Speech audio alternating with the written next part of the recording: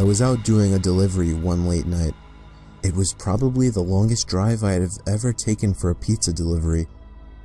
From the pizza place I worked at, it was a 20-minute drive, which isn't too crazy out where I live. Plus, they ordered 4 large pies, so I figured it was a party and I would get a much bigger tip. Navigating the dirt roads at night was always annoying though. I pulled up to the given address. It was some old, sketchy-looking building, literally in the middle of a forest clearing. There were no cars parked anywhere, or any lights on. I put my car in park and called my boss. I asked him to reread the address at least 3 times to make sure I typed it in right, but that checked out. I could tell he was in a really bitchy mood, and he told me to at least knock on the door and check it out. He would normally get mad if we took back 1 pie, but I was afraid of what he would do if I brought back 4. I was insanely unnerved, but got out anyway and forced myself to the front door of the building. There was no doorbell, so I just knocked really hard. I heard nothing and didn't really expect to hear anything. I was extremely disappointed, not because nobody answered the door, but because I was realizing that it was all a waste of time and gas. I knocked 1 more time out of desperation, and then began to hear some kind of rustling noises from inside of the building.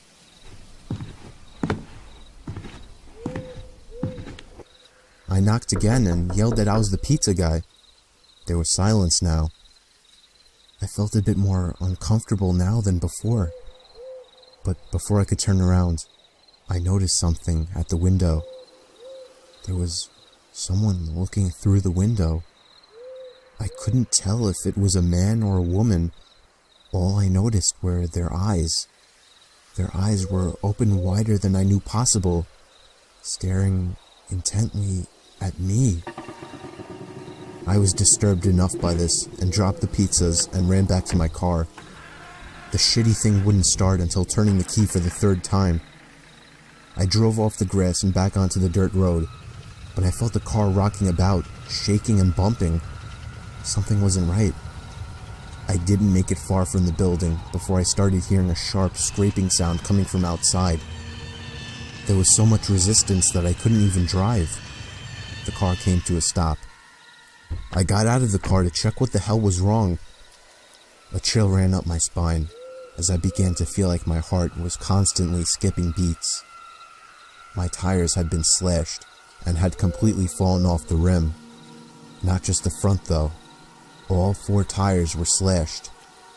I realized somebody did this when I was knocking on the door to that building. Instead of running, I got back in the car and locked the doors. I was so close to that building, I could practically see it from where I was, if it weren't for the trees blocking the view. I dialed 911 and explained everything to the operator. She told me the cops would be over as soon as possible and that I need to stay hidden. I asked her if it was advisable to stay in the car or run, and she told me it would be best to stay in the car with the door locked. She asked me to stay on the line with her until the cops arrived. My whole body was shaking. In all directions, there was nothing but dark, seemingly endless forest. I knew it would take forever for the cops to get there. I was not comfortable with sitting in that car so close to whoever did this. The next part, though, is what utterly destroyed me. It still shakes me to this day, and I hope nobody ever has to experience this kind of fear. As I was scanning all the windows, making sure nobody was outside, I looked in the rearview mirror, and there was the same person I saw at that window. Eyes open wider than ever. I could see now that it was a woman, and I could ever so slightly see a smile begin to spread across her face.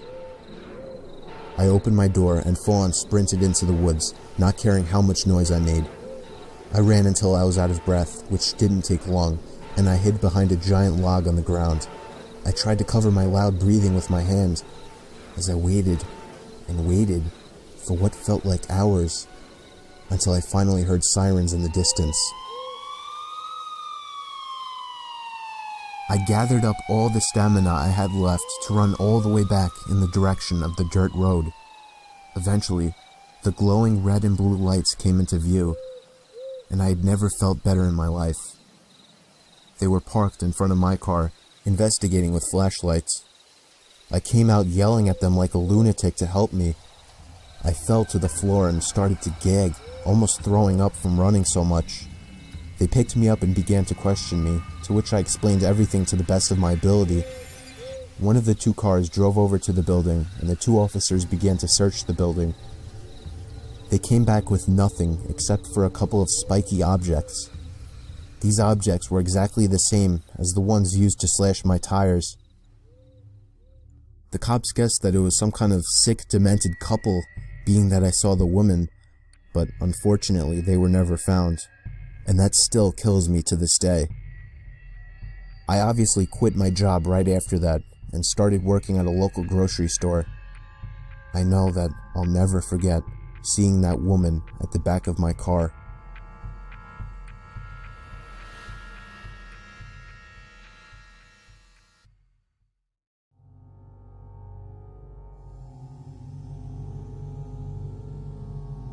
I recently moved out, and I already have a horror story to tell.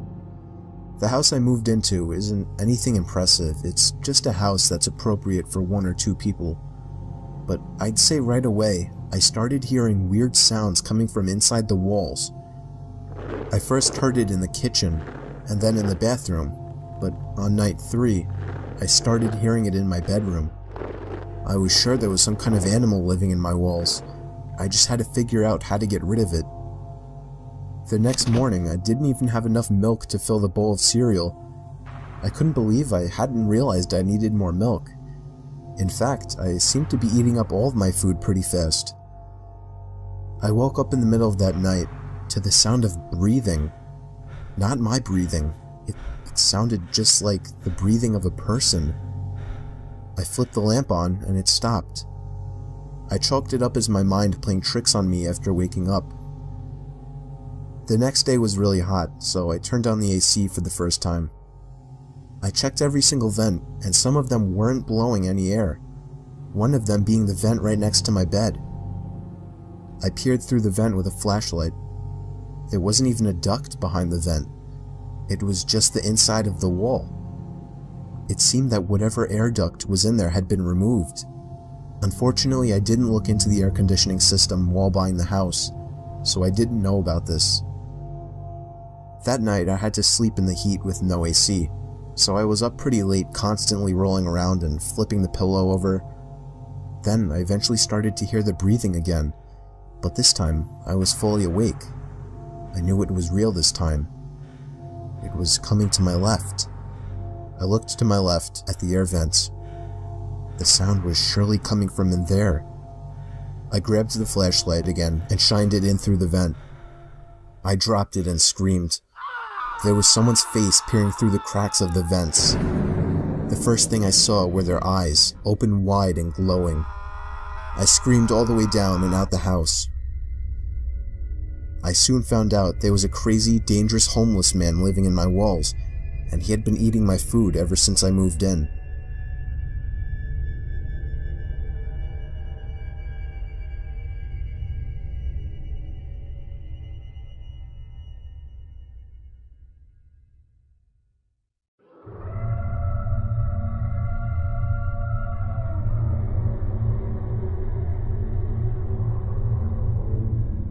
I was doing some night hog hunting in the woods near my backyard.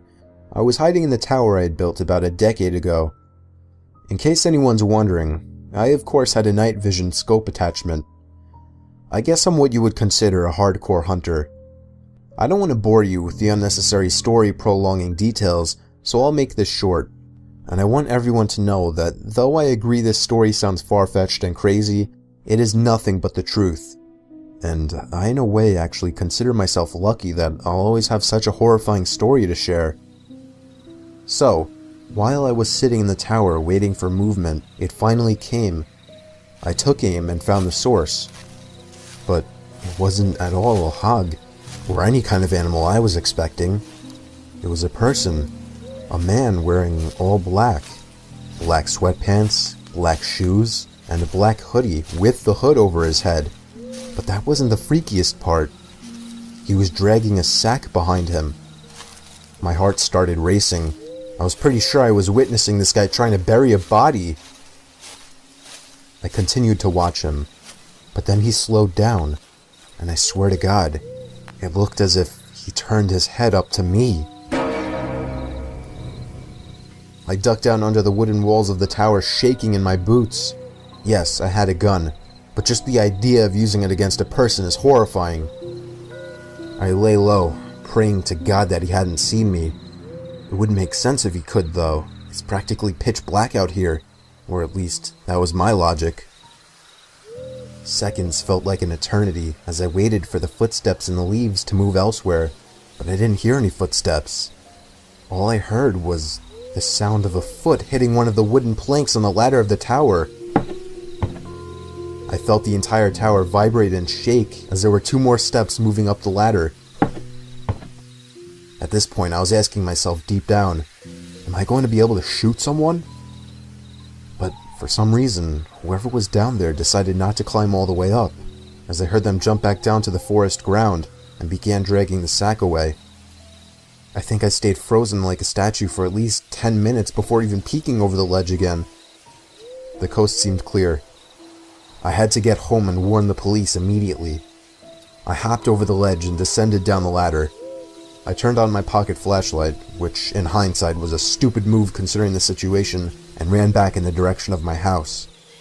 I was only able to run for about 10 seconds or so when I heard the rapid, manic footsteps crunching the leaves from behind me. I took a look over my shoulder, and there he was, inches away from my face. I spun around and shot him in the shoulder. He stopped and screamed in agony, and I took that moment to finish my dash to my house. Again, in hindsight, I should have held him hostage somehow, but that doesn't even matter now. I called the police, who showed up within 15 minutes with a whole search squad, and I led them all into the woods to the exact location where I shot him. There was a faint yet noticeable blood trail spilled onto the leaves, which led past the body bag, which the cops seized, and eventually right to the maniac, who was hiding under a log next to a tree. He was arrested and tried for the murder of Jinkwen Sakanaki, a Japanese corner store owner. I don't know the full story behind it, but I do know I won't forget this one for the rest of my life, and I'll also be telling it for the rest of my life.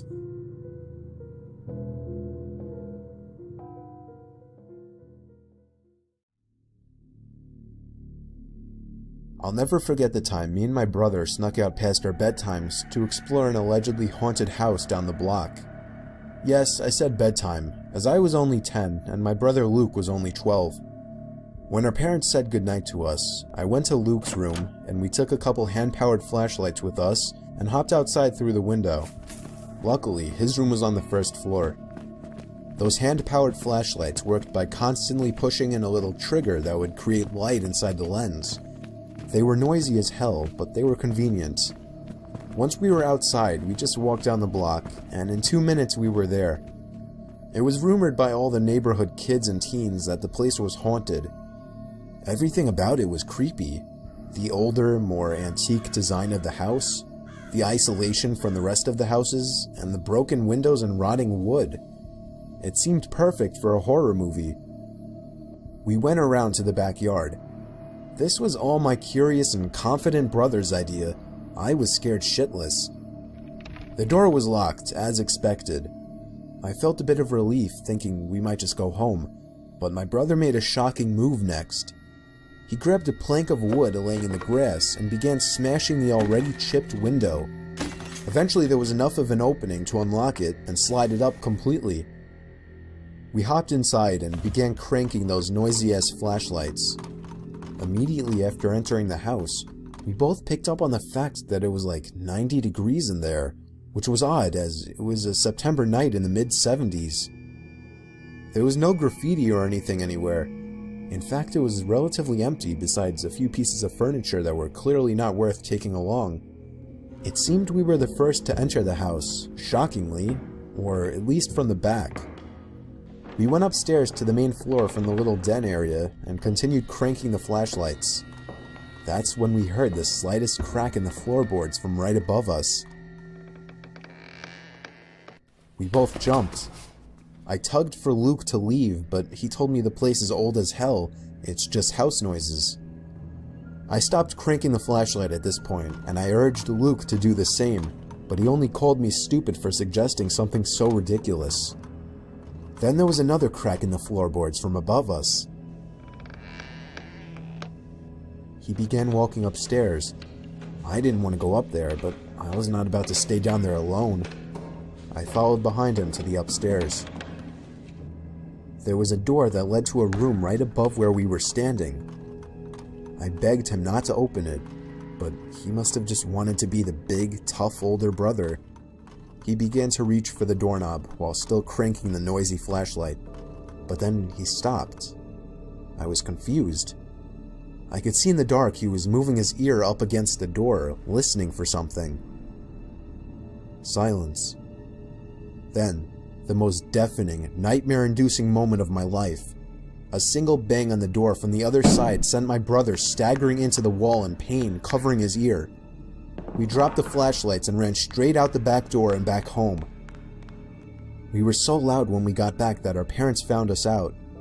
We told them what happened, but they naturally didn't care and grounded us both for a week. 2 nights later, I woke to the sound of something from outside my window and a glare of brightness sneaking in through my slightly opened blind. I sat up, and my heart sank when I realized it was the sound of the crank to my flashlight. I stood up and looked out the window, and that's when it stopped. There was nothing but complete blackness out there after that. I woke the next day barely remembering what happened, and I still hope today that that part was just a dream.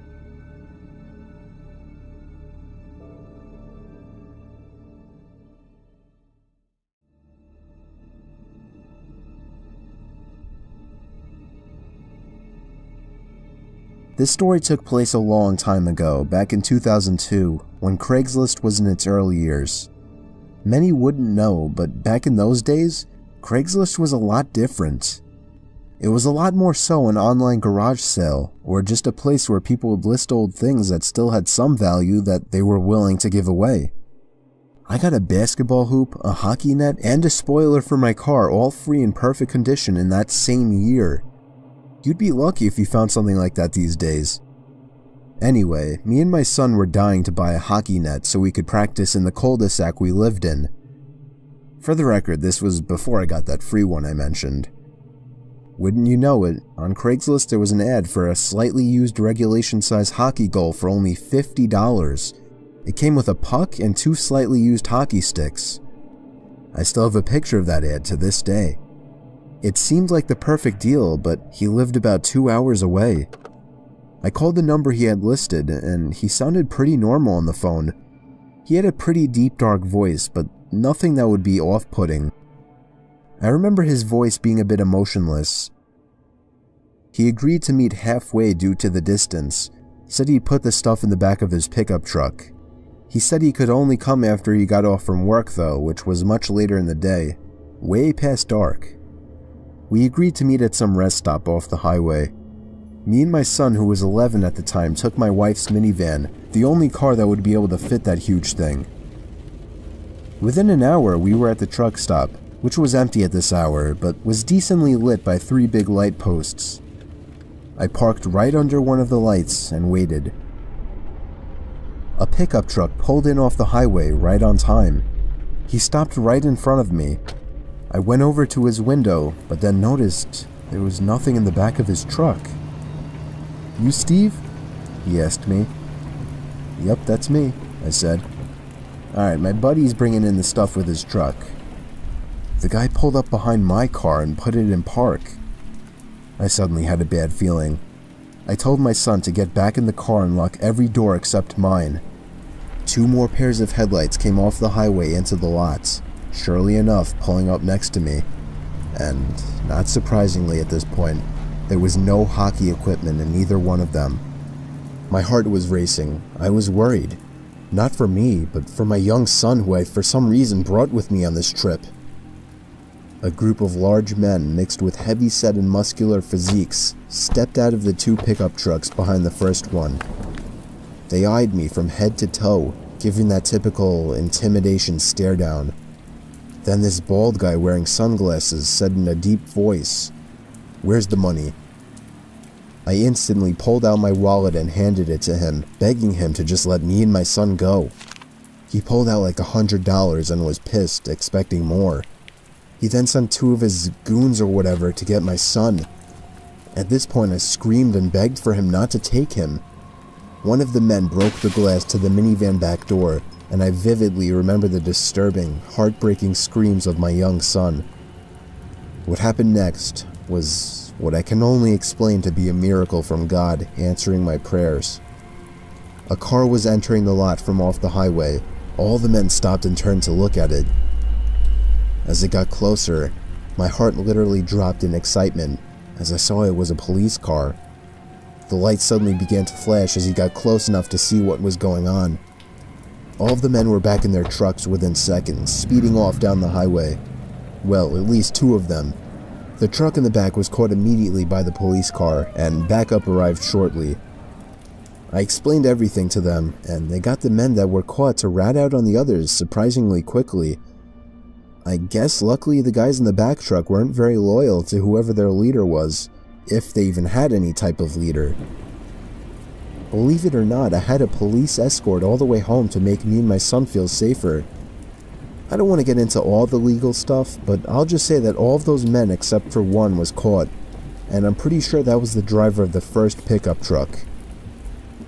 Needless to say, my Craigslist days weren't over at that point, but I have always been much more protective of my son, and much more cautious of Craigslist meetings since then.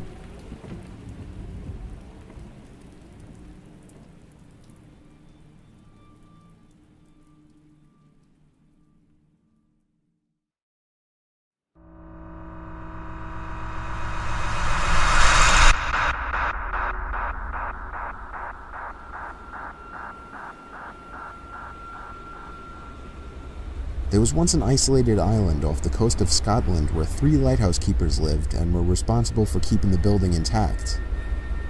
One day, when their monthly supply ship dropped in, the island was silent. No response from the lighthouse keepers. Eventually, the captain and some crew members went to investigate and found a disturbingly empty lighthouse. 2 of the 3 waterproof coats were missing from their hangars, and the kitchen was left in a state as if people had left in a hurry. The lighthouse log only added more mystery to the situation. The log described how one of the keepers wouldn't talk, and the other continuously cried for hours. All this pain and fear seemed to be coming from what was referred to as a powerful storm looming in the distance.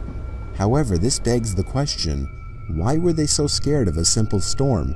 They should have been safe in the brand new lighthouse, right? The log goes on to talk about how they all sat close together and prayed for the storm to be over. The final log states, "The storm has passed, the skies are calm, and God is over all." Their bodies were never found, and the cause of their death is still a mystery to this day. The most accepted theory is that they somehow got swept out to sea during the storm, never to be seen again. But one final detail remains, one that scared the captain and his crew to the bone. The powerful storm described in the log didn't exist. There were no storms reported in the area. In fact, the skies were calm all day.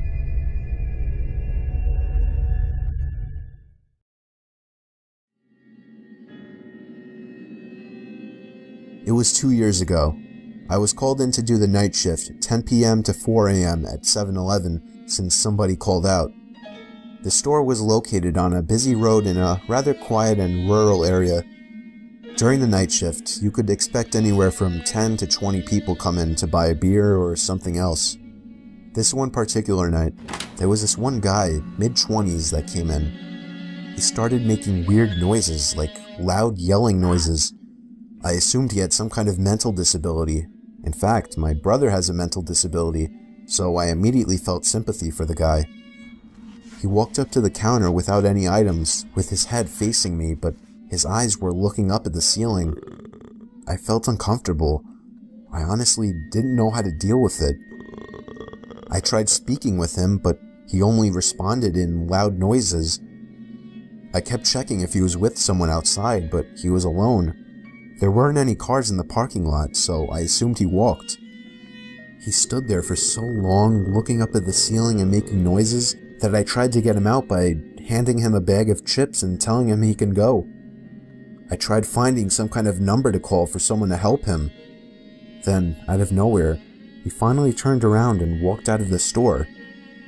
I felt so horrible for the man, but at the same time, I felt a bit creeped out. About an hour later, the phone on the counter rang. I picked up to hear the familiar yelling sounds of the man from earlier. It caught me off guard. I didn't know what to think, other than this has to be some kind of prank. I hung up on them and was now becoming paranoid of my surroundings, constantly checking the outside through the windows. Come 4 o'clock, the person working after me came in, finally allowing for me to go home. It wasn't my problem anymore. I got home and threw all my stuff on the table, ready to get to sleep. But my phone rang within a minute after entering the door. I felt a chill run down my spine. Why would someone be calling at 4 a.m.? I could only imagine it was bad news. I braced myself and picked up the phone to hear the man again. I felt sick to my stomach as I listened to the loud noises he made. I struggled to slam the phone to the receiver. All night I felt like I was being watched, even with all the blinds shut. And I could swear I heard strange noises coming from all over my house. I refused to get any sleep until the sun came up. Weeks passed and I had forgotten about the incident, until one day, when going into the basement for the first time in a while, I found that papers had been scattered all over the floor, and when I went into the basement closet, I found writing on the walls. 7-Eleven had been written in Sharpie on the wall, along with the address to the 7-Eleven I worked at and my house address. The most disturbing part, I also found various kitchen knives along with a large pocket knife sitting in the closet. What started out as seemingly just an innocent person turning into something of a prank ultimately turned into something much more horrifying. He had been living down there for God knows how long, and I'm just grateful that for whatever reason he changed his mind and left, because I haven't seen or heard from him since. All I can say is that man is dangerously ill.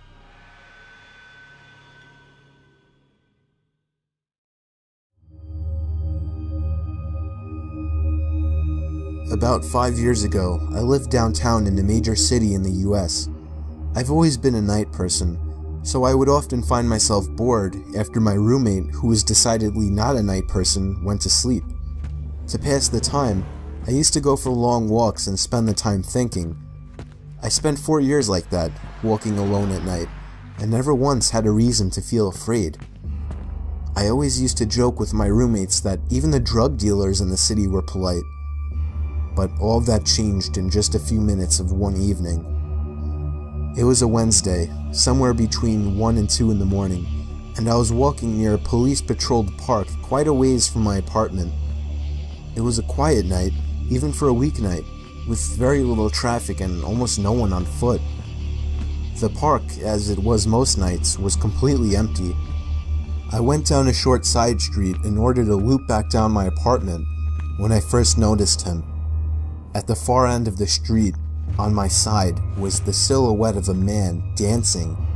It was a strange dance, similar to a waltz, but he finished each box with an odd forward stride. I guess you could say he was dance walking, headed straight for me. Deciding he was probably drunk, I stepped as close as I could to the road to give him the majority of the sidewalk to pass me. The closer he got, the more I realized how gracefully he was moving. He was very tall and lanky and wearing an old suit. He danced closer still, until I could make out his face.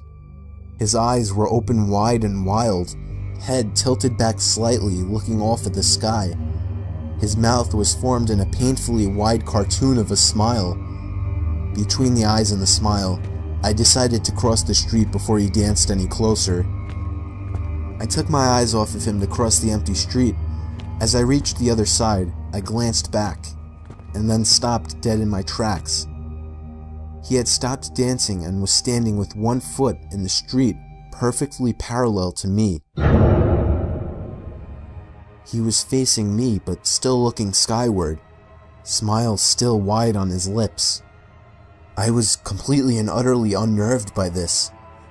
I started walking again, but kept my eyes on the man. He didn't move. Once I had put about half a block between us, I turned away from him for a moment to watch the sidewalk in front of me. The street and sidewalk ahead of me were completely empty. Still unnerved, I looked back to where he had been standing to find him gone. For the briefest of moments I felt relieved, until I noticed him. He had crossed the street and was now slightly crouched down. I couldn't tell for sure due to the distance and the shadows, but I was certain he was facing me. I had looked away from him for no more than 10 seconds, so it was clear that he had moved fast. I was so shocked and I stood there for some time, staring at him, and then he started moving toward me again. He took giant, exaggerated tiptoed steps, as if he were a cartoon character sneaking up on someone, except he was moving very, very quickly. I'd like to say at this point that I ran away or pulled out my pepper spray or cell phone or anything at all, but I didn't. I just stood there, completely frozen, as the smiling man crept toward me. And then he stopped again, about a car length away from me, still smiling his smile, still looking to the sky. When I finally found my voice, I blurted out the first thing that came to mind. What I meant to ask was, "What the fuck do you want?" in an angry, commanding tone. What came out was a whimper. What the fuck? Regardless of whether or not humans can smell fear, they can certainly hear it. I heard it in my own voice, and that only made me more afraid. But he didn't react to it at all. He just stood there, smiling. And then, after what felt like forever, he turned around, very slowly, and started dance-walking away. Just like that. Not wanting to turn my back to him again, I just watched him go, until he was far enough away to almost be out of sight. And then I realized something. He wasn't moving away anymore, nor was he dancing. I watched in horror as the distant shape of him got bigger and bigger. He was coming back my way. He was coming back my way, and this time he was running. I ran too. I ran until I was off the side road and back onto a better lit road with sparse traffic. Looking behind me then, he was nowhere to be found. The rest of my way home, I kept glancing over my shoulder, always expecting to see his stupid smile, but he was never there. I lived in that city for 6 months after that, and I never went out for another walk. There was something about his face that always haunted me. He didn't look drunk. He didn't look high. He looked completely and utterly insane. And that's a very, very scary thing to see.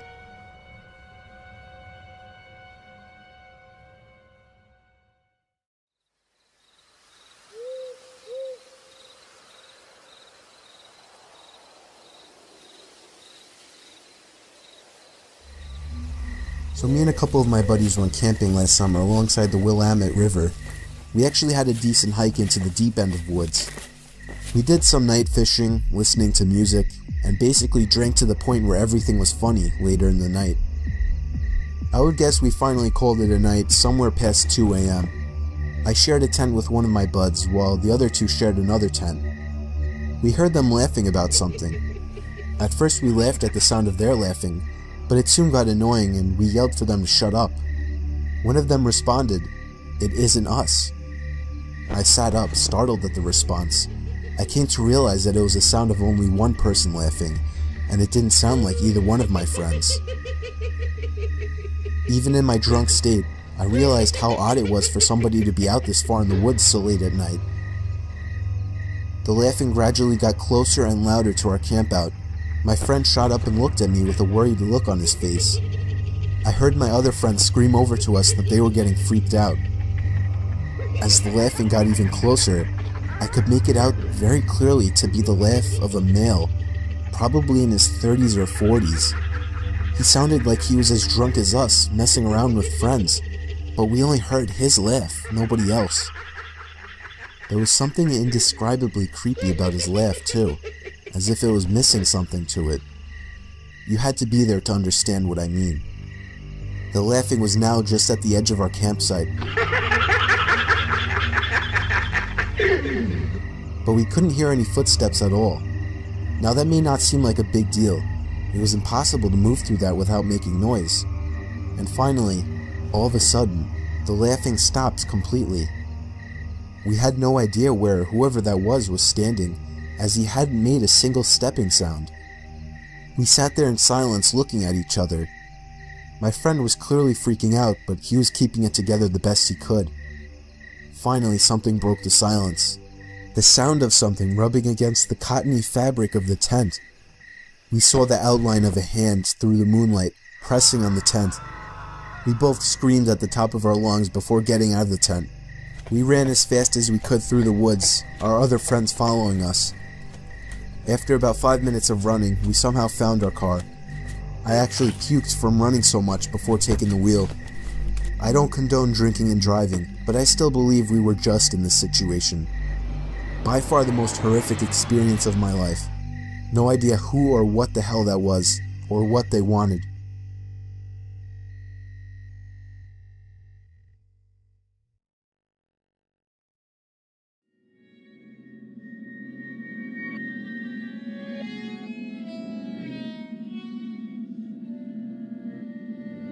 I was having a horrifying dream, possibly the most disturbing nightmare of my life. I was in my house, or the closest thing to my house that my dream could produce. Ironically enough, I was in bed in this dream, or at least I can only start remembering past the point of my lying in bed, and all of a sudden, the sound came from downstairs. I walked downstairs in the dark, not turning on any lights, to where I thought the sound was coming from. I was on my middle floor now. The dream was telling me to go downstairs to my laundry room, and so I did. But as I got there, expecting the noise to be louder and closer, it sounded like it was just as far as before. Now I was going upstairs to the kitchen, and it's strange, outside of every window was complete blackness, not general nighttime darkness. There was nothingness. I think all that existed in this dream was my house. Now my dream started to suggest that the banging sounds were coming from upstairs, so I went back upstairs and was eventually led to the attic door. It was surely beyond that door. I opened it. There was an old woman standing by a bunch of boxes. She was slowly but loudly slamming her hand on one of the boxes, producing an unnatural sound.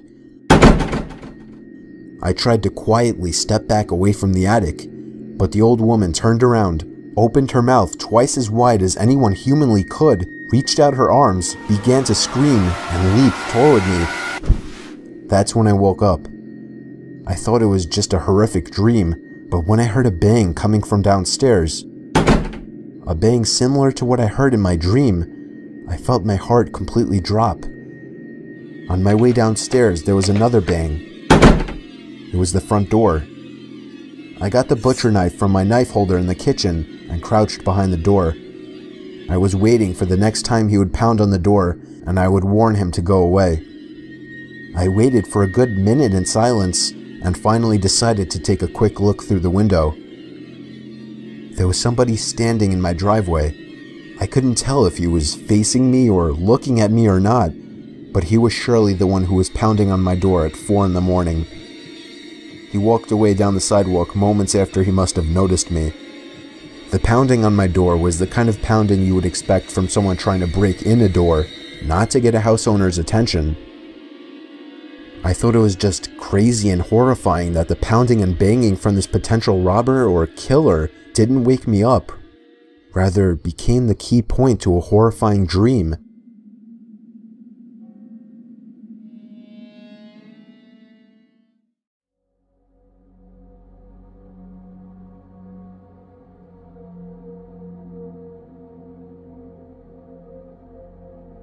I was 19 years old at the time, working at a sketchy motel.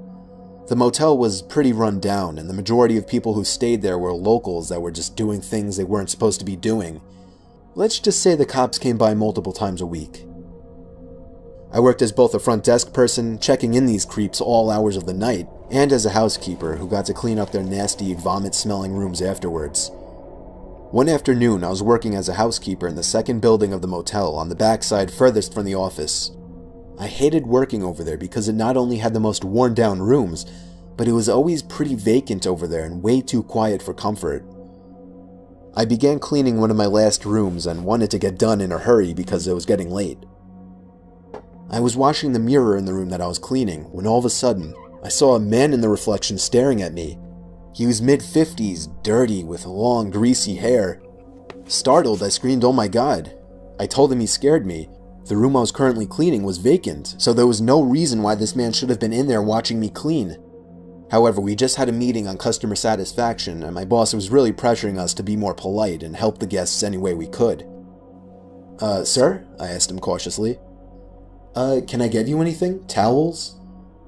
The man just stared back at me with a crooked grin and held out his hands to me. I thought maybe he was handing me a tip for cleaning his room earlier, but when I looked down, I saw he was holding a $100 bill. Alarms started going off in my head. No one tips $100 on a $40 a night room. The man just smiled and said his name was Terry. He said he was staying in the room next door with his wife Sherry and sort of joked about their names rhyming. He smelled like car oil and alcohol. When I asked him why he was trying to hand me $100, he laughed deep in his throat and said, "Me and my wife were watching you, and we just wanted to have fun with you." I felt like my heart jumped into my throat. No, I can't do that, sir, I'm sorry." I wanted to run out of the room screaming, but he was blocking the door, my only exit. The man smiled again, taking on a softer tone of voice, and invited me to come into his room to meet his wife, just to talk as friends. I nervously told him no again, and that I had a lot of work to do for the day. I prayed to God he would just go away, and eventually he did. He grunted and walked off in what I assumed to be the direction of his room. My mind began racing. There is no wife, I thought. This man could try and kidnap me. I was 110 pounds at the time and not very strong. He could easily overpower me. I locked the room from the inside and went directly to the phone to call my manager at the front desk, but the phone wasn't working. Adrenaline began pumping through my veins, and despite what I was always told not to do, I was panicking. Did he cut the line? No, I thought. This is a crappy motel. It happens all the time. But I just have to get out. I remembered that I had my cell phone out on my housekeeping card, but that was outside the locked door. I'd have to open the door to get it. I cautiously opened the door to the room that I was cleaning and peered out. I didn't see anyone, so I frantically began searching my cart for my cell phone.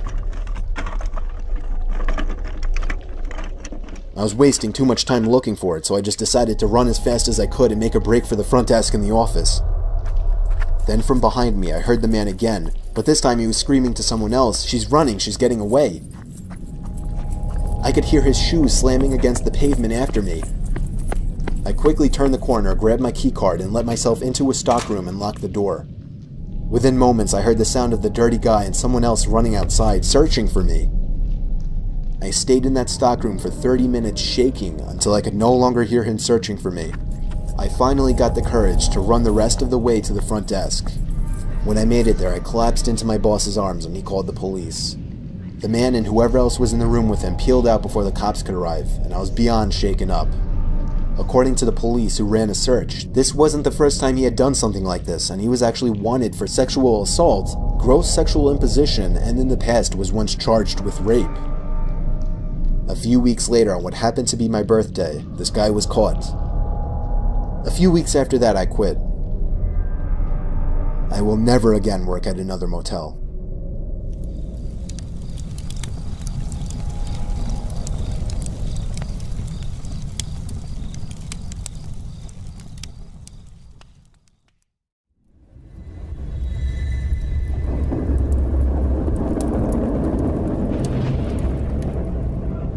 Ever since I can remember, we've always had one of those old vintage Parker Brother Ouija boards sitting in our closet collecting dust.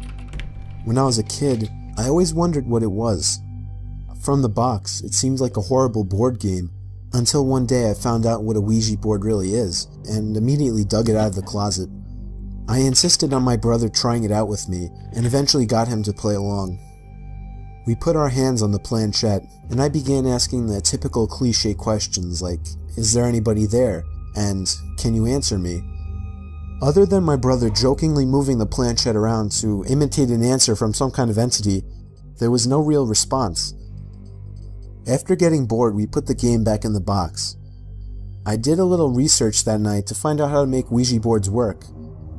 Many people said online that the most ideal environment when using a Ouija board is in a dark room only lit by candles. So when my parents weren't home, I managed to gather like 6 or 7 candles and convinced my brother to try it one more time. I lit the candles and set them around the table in the dining room with all the lights out. We tried one more time.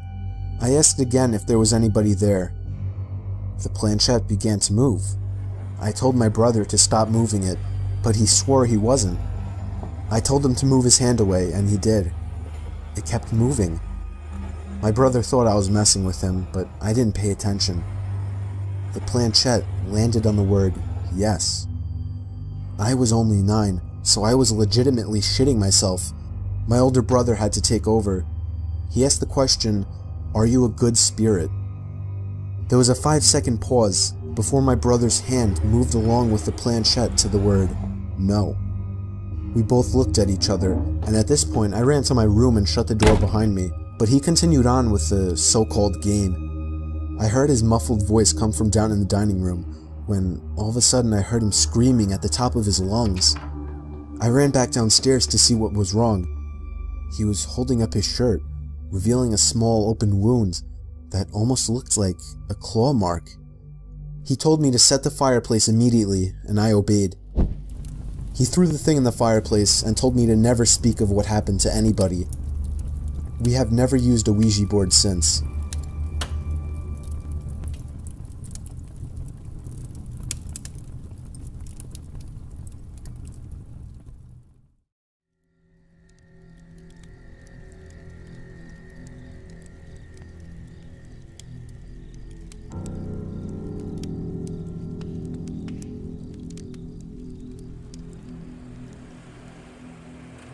When I was a kid, my parents would sometimes bring me down to my aunt and uncle's place to stay for the weekend. Mainly, I'd spend time playing with my 2 cousins who were around the same age as me. They lived on a small farm with plenty of open space, and we could run around doing pretty much whatever we wanted. If we thought we could get away with it, the 3 of us would sometimes cross over to the neighboring farm about half a mile away. It had been abandoned for decades, with a scattering of derelict buildings and other structures still standing on the property, just begging to be explored. This was of course a gold mine for 3 adventurous young boys such as ourselves, especially after my cousins told me stories about the deaths that took place in the house. It was pretty classic fare. Man goes crazy, axe murders his entire family, hangs himself, returns every night as an angry spirit looking for new victims. Good, grisly stuff. Even at that age, I knew they were probably making it up, or at least embellishing old rumors. But seeing as how the setting lent itself so well to such tales, I allowed myself to buy into it. One afternoon, we decided to play hide and seek. When it was my turn to hide, I ran off for a flimsy brown barn that had living quarters on top, and climbed the stairs looking for a good spot. There was still furniture inside, and personal belongings lay scattered across the floor. I maneuvered over broken dishes, tattered clothes, and crumbling books, eventually coming to a small room with a closet. Jackpot. There were even long black dresses still hanging on the rod that I could hide behind. I stepped inside and managed to force shut the folding door. My only illumination was a slit of sunlight that shone through the crack in the door from a nearby window. I crouched down with knees tucked into chest and waited. Some time passed and there was still no sign of my seekers. I waited some more, debating if and when I should give myself up. After nearly an hour, this was starting to get boring. My head drooped. I awoke with a jerk. It was pitch black. Drowsy and confused, I forgot for a minute where I was or what I had been doing. As it came back to me, The realization that it was now nighttime and that I had been abandoned here filled me with sinking dread in the pit of my stomach. I tried to get up, but a sudden cramp in my calf kept me grounded. I squirmed about, waiting for it to pass, when I heard a door slamming shut downstairs, and instantly froze. One of my cousins? There was a brief period of silence, then footsteps at the bottom of the stairs. But not just footsteps, a thud too. After every other step. These weren't the footfalls of a child. They were slow, heavy, deliberate. I held my breath, praying they would go away. They did not. The noises continued to ascend.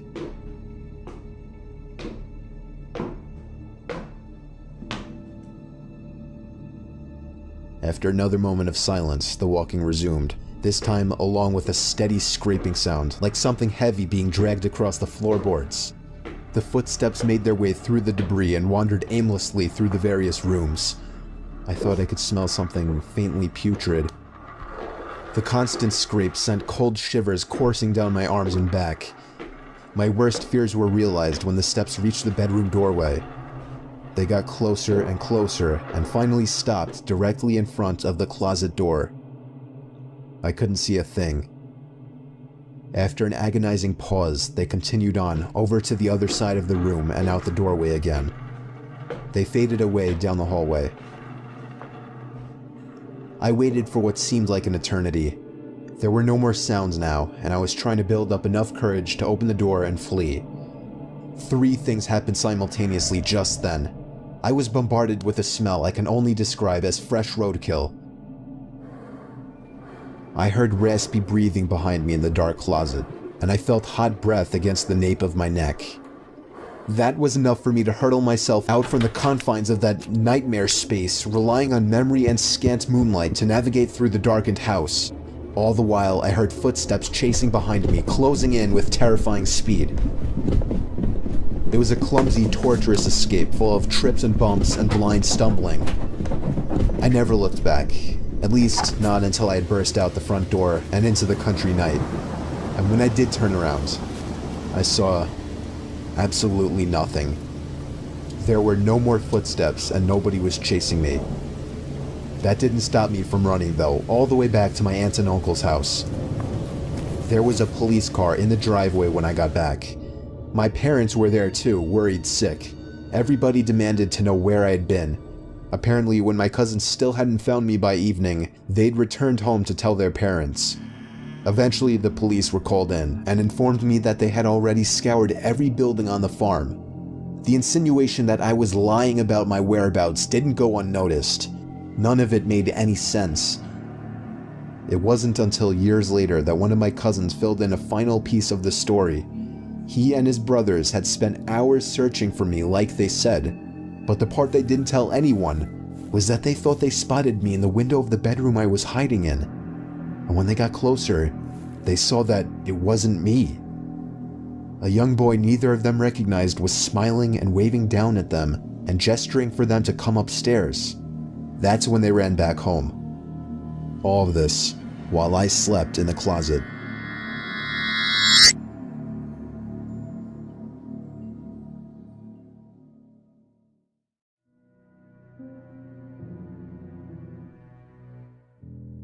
This story took place about 5 years ago on Christmas Eve night.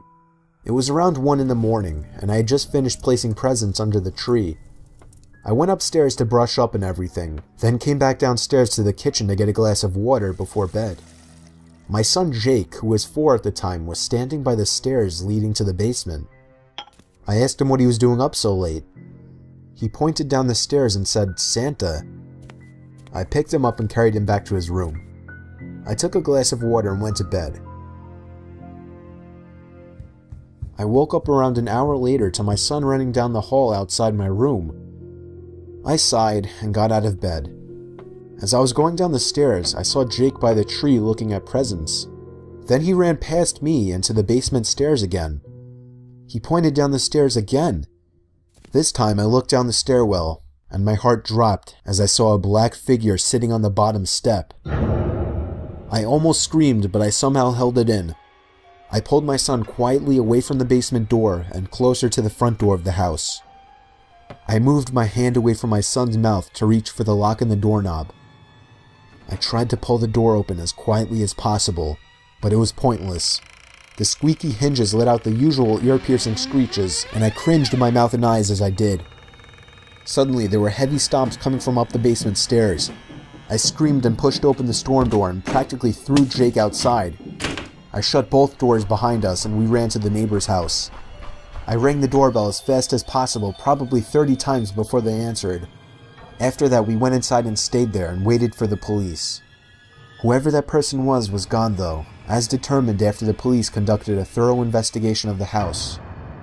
I ended up lying to Jake, telling him that actually was Santa Claus, but a few years later, he remembered the incident and became a little more wise to what actually happened.